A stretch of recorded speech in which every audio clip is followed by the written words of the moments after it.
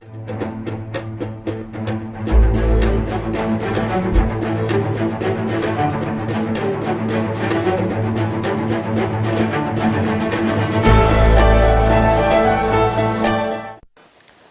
வணக்கம்.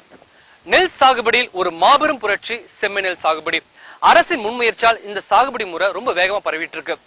ஏக்கருக்கு 25 மூட்டைகள் விளைவித்த விவசாயிகள் செம்மை நெல் சாகுபடி முறையை பின்பற்றி 50 மூட்டைகளுக்கும் அதிகமா அறுவடை செஞ்சு சாதனை படைச்சிருக்காங்க. செம்மை நெல் சாகுபடினா என்ன?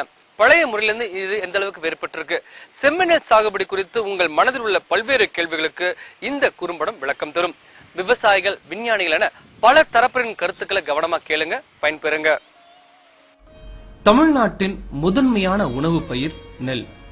நமது மாநிலத்தில் ஆண்டுதோறும் 21 லட்சம் ஹெக்டேர் பரப்பளவில் நெல் பயிர் செய்யப்படுகிறது. சராசரியாக ஹெக்டருக்கு 3.5 டன் என்ற அளவில் தற்போதைய நெல் விளைச்சல் உள்ளது. நெல் மகசூலை மடங்குகளில் அதிகரிக்க உதவும் அற்புதமான தொழில்நுட்பம் தான் செம்மை நெல் சாகுபடி முறை. செம்மை நெல் சாகுபடி முறைக்கு மாறிவிட்ட ஆயிரக்கணக்கான விவசாயிகள் மிகுந்த மகிழ்ச்சியோடு இருக்கிறார்கள். அவர்களில் சிலரது அனுபவங்களை நீங்களும் தெரிந்து கொள்ளுங்கள். நான் ஒரு 2 ஏக்கருக்கு செஞ்சேன் சார். எனக்கு வழக்கமான ஈல்டை விட ஒரு 15 மூட்டைக்கு மேல எக்ஸ்ட்ரா கிடைச்சது. சதுர நடவு, கயிறு கட்டி சதுர சதுரமா நட்டோம். அதுல நட்டு நீர் அளவா பாய்ச்சி களைக்கருவி மூலியமா களை எடுத்து வந்ததுல தூர் நிறைய வந்தது. மகசூலும் இப்போ அறுக்கும்போது முதல்லலாம் 2.5 டன்னுல இருந்து 2.25 டன் தான் எனக்கு கிடைச்சிட்டு இருந்தது. இப்போ ஒரு 4.5 டன்னுக்கு மேல வருது. செம்மை நெல் சாகுபடி முறை தமிழகம் முழுவதும் வேகமாக பரவ வேண்டும் என்பதில் தமிழக முதலமைச்சர் அவர்கள் மிகுந்த அக்கறை காட்டி வருவதால் உயர்வான இலக்குகள் வகுக்கப்பட்டு பணிகள் துரிதப்படுத்தப்பட்டுள்ளன.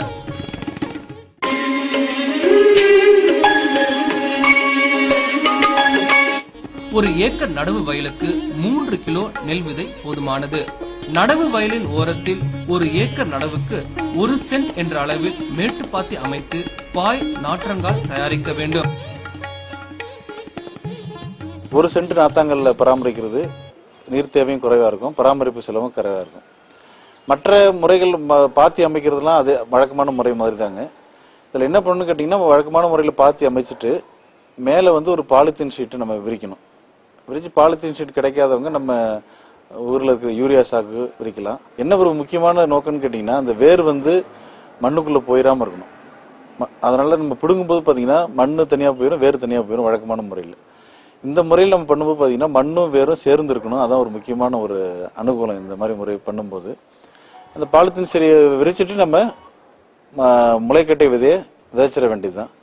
விதைச்சிட்டு வழக்கமான முறையில் நம்ம தண்ணி பாய்ச்சிக்கிட்டே இருக்கணும்.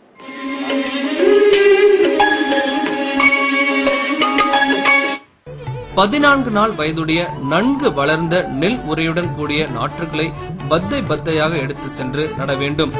நடும்போது சதுர முறையில் 25 சென்டிமீட்டருக்கு 25 சென்டிமீட்டர் இடைவெளியில் ஒற்றை நாற்றுகளாக நட வேண்டும். நாற்றுகளை பறித்தெடுத்து அரை மணி நேரத்திற்குள் அவற்றை நட்டுவிடுவது அவசியம். சதுர முறையில் நடுவதற்கு கயிறு கட்டியும் நடலாம், அல்லது அடையாளமிடும் கருவி உருட்டி சென்று குறியிட்டும் நடலாம். முன்னெல்லாம் நடவு நடும்போது நிறைய பெண்கள் தேவைப்படும். ஒரு ஏக்கருக்கு 15 பேர் 17 பேர் கூட அவங்க. இப்ப அவ்வளவு ஆள் தேவையில்லைங்க. கம்மியான ஆள் செலவு, எல்லாமே நாத்து எடுக்கிற கூலி கிடையாதுங்க. நாத்து பெண்களே கிட்ட எடுத்து போய் கொடுக்கற அளவுக்கு அது சிறப்பா இருந்ததுங்க.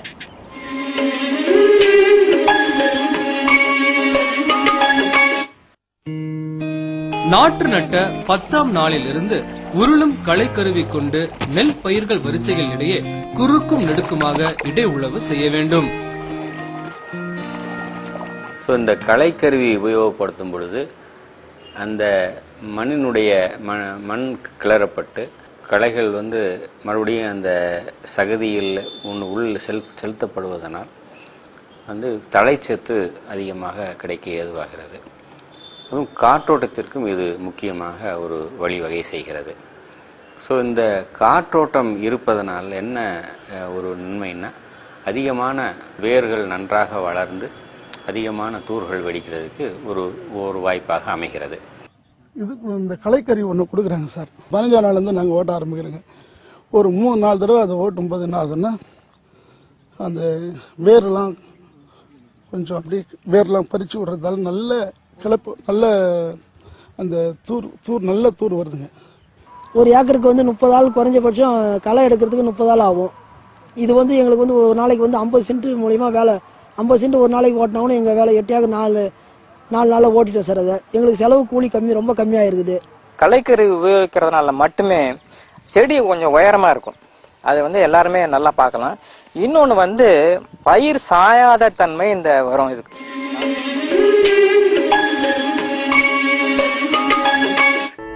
நெல் பயிரை சதா சர்வ காலமும் தண்ணீரில் மிதக்க விட வேண்டும் என்ற பழைய கருத்தோட்டத்தை தகர்த்துள்ளது செம்மை நெல் சாகுபடி முறை. நீர் மறைய நீர் கட்டும் சிக்கன நீர்ப்பாசன முறை தண்ணீரை வெகுவாக சேமிக்கும் அதே வேளையில் மகசூலையும் அதிகரிக்கிறது. தண்ணியுடைய வசதி எங்களுக்கு கம்மி செலவாகுது. அப்படியே கொஞ்சம் கொஞ்சம் பாய்ச்சி இது மாதிரி அவங்க சொன்ன அறிவோட இப்படி கொஞ்சம் கொஞ்சம் பாய்ச்சோன்னா தண்ணி அதிகமாக நிறுத்துறது இல்லை. முன்னெல்லாம் தண்ணி நடவு நட்டோடனே தண்ணி நிறுத்துருவோம். இப்போ காய வச்சு அவங்க சொல்லப்படி நாங்கள் நடவு நட்டோம். அது மாதிரி நல்ல மகசூல் கிடைச்சிச்சு. அவங்க கிடைச்சிருக்கு. 2.5 சென்டிமீட்டர், அதாவது 1 இன்ச்சு அளவுக்கு வந்து தண்ணி கட்டினா போதும். அந்த 1 இன்ச்சு அளவுக்கு தண்ணி கட்டி அதுவும் அந்த தண்ணியெல்லாம் மறைஞ்சு லைட்டா அந்த கீரல் விழும் பொழுது அந்த கீரல் விழுகிறப்ப மறுபடியும் இன்னொரு 1 இன்ச்சு தண்ணி கட்டணும். ஸோ இந்த மாதிரி ஒரு முறையில், அதாவது காய்ச்சலும் பாய்ச்சலும் அப்படின்னு நம்ம சொல்றோம், இந்த மாதிரி ஒரு முறையில் பண்ணும்பொழுது ஒரு நல்ல காற்றோட்டம் ஏற்பட வசதியாகிறது. அந்த கீரல் விழுகுது, அந்த கீரல் வழியா வந்து காற்றோட்டம் வந்து வேர்களுக்கு கிடைப்பதனால உங்களுக்கு நல்ல ஒரு விளைச்சல் கிடைக்க ஏதுவாகிறது.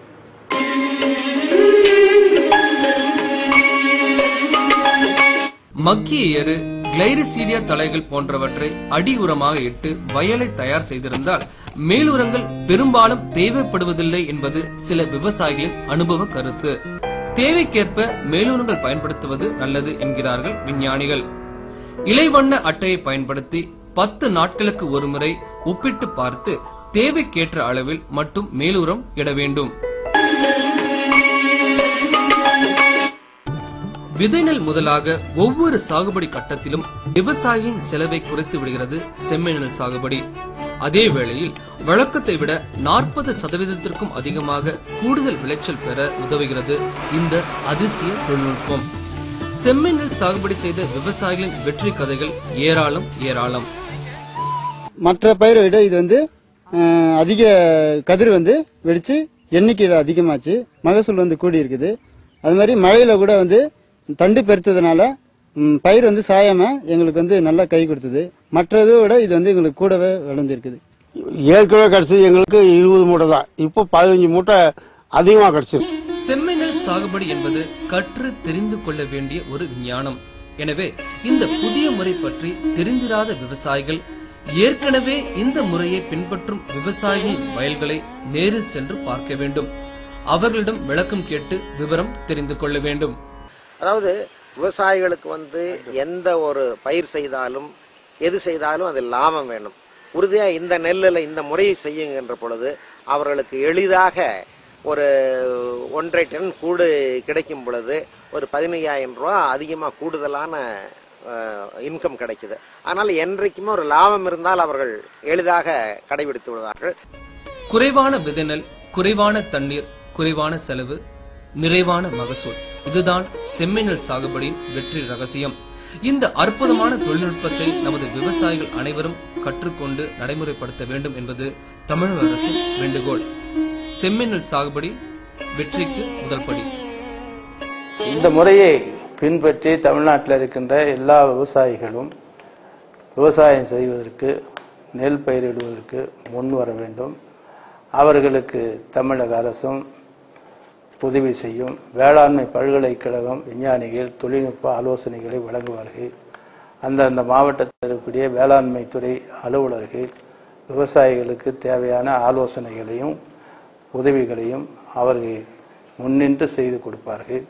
அதை தமிழக விவசாயிகள் பயன்படுத்தி கொண்டு நல்ல உணவு உற்பத்தி பெருக்குவதற்கும் விவசாயிகளுக்கு நல்ல லாபகரமாக இருக்கக்கூடிய இந்த SRI செம்மை நெல் திட்டத்தில் அவர்கள் ஈடுபட வேண்டும் என்று இந்த நேரத்தில் அனைவரையும் நான் கேட்டுக்கொள்கின்றேன். செம்மை நெல் சாகுபடியின் முக்கிய அம்சங்களை இப்போது தொகுத்து பார்க்கலாம். ஏக்கருக்கு 3 கிலோ விதை நெல் போதுமானது. ஒரு ஏக்கர் நடவுக்கு 1 சென்ட் நாற்றங்கால் தயார் செய்ய வேண்டும். 14 நாள் வயதுடைய இள நாற்றுகளை நட வேண்டும்.